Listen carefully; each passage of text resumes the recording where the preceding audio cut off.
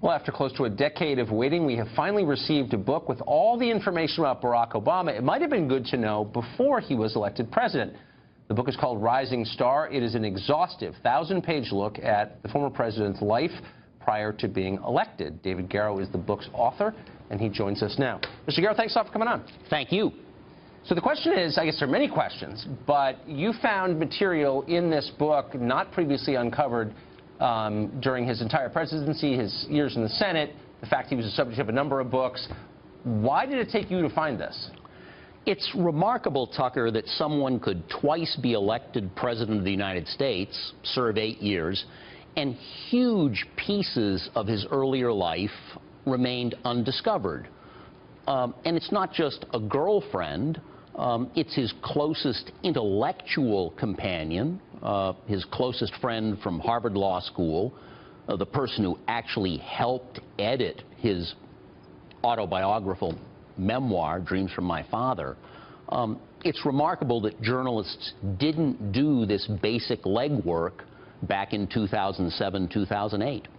Now, in the book, you say that the former president reached out during the course of his political career to a number of people who might have given interviews and leaned on them not to talk to journalists because it might hurt him. Do you think that was part of the problem? The Barack Obama from 1985 to 2002 in Illinois was a wonderful progressive politician. I'm a progressive Democrat myself. Yes. But the Barack Obama that we saw in the White House, whom we see nowadays, is a fundamentally different person from who he was in the 1990s. And it's that intellectual and political evolution that is what this book really discovers and captures. So I know that you're a man of the left, and I've always thought of you that way.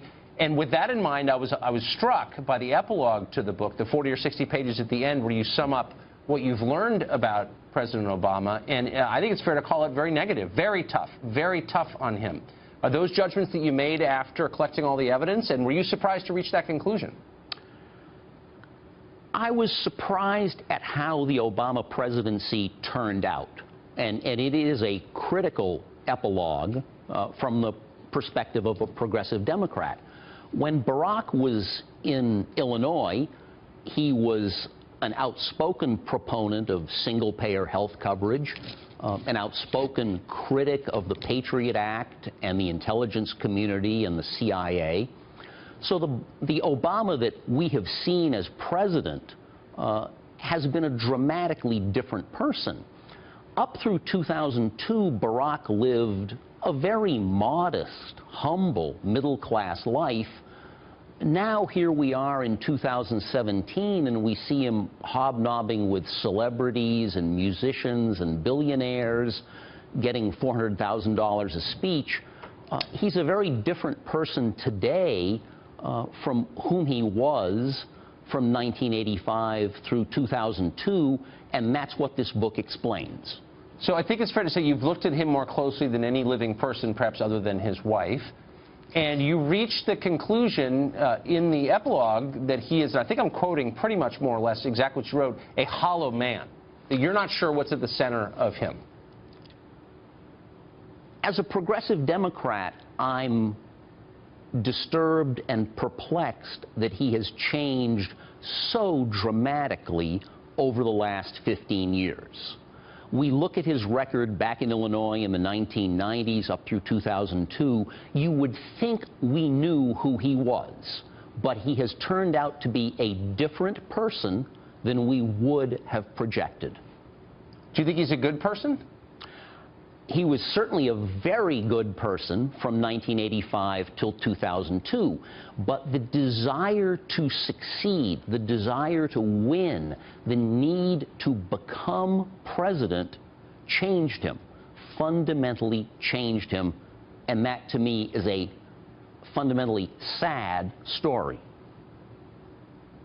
You write that Michelle Obama was not his first choice for a wife.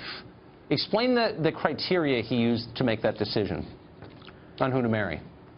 From 1986 through 1991, Barack had a very intense, important formative relationship with a woman who was half Dutch, half Japanese. A wonderful woman, a woman who, like myself, is an academic, a scholar.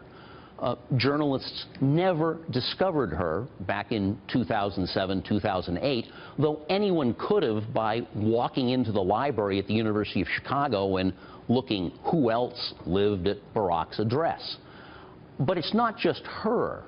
His closest friend in law school, Rob, who helped him write and edit and hone Dreams from My Father. There are these formative people in Barack's early life whom American journalism failed to discover for years.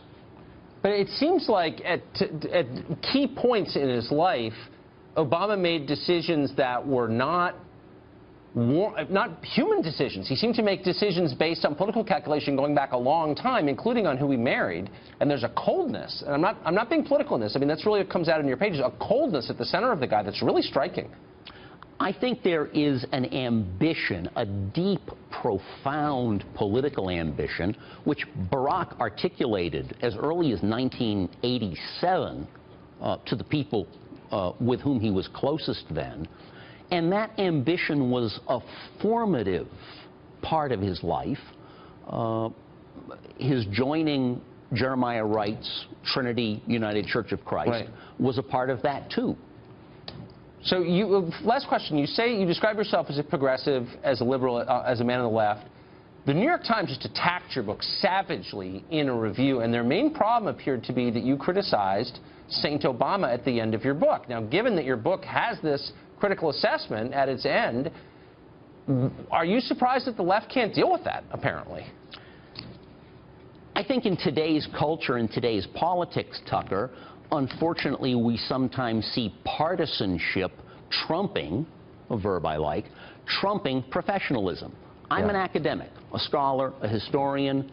It's sad that the New York Times gives in to partisan fervor, but I'm playing a long game.